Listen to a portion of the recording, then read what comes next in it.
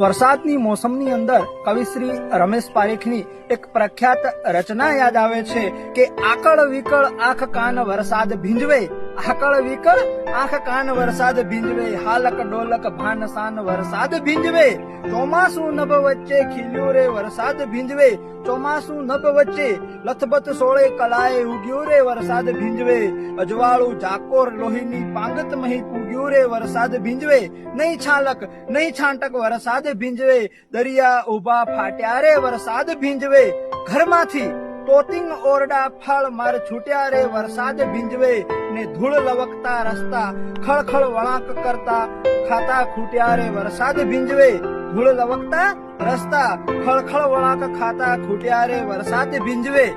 ને આગળ છે કે પગના અંતરિયાળપણાને ફળિયામાં ધકેલો રે વરસાદ ભીંજવે,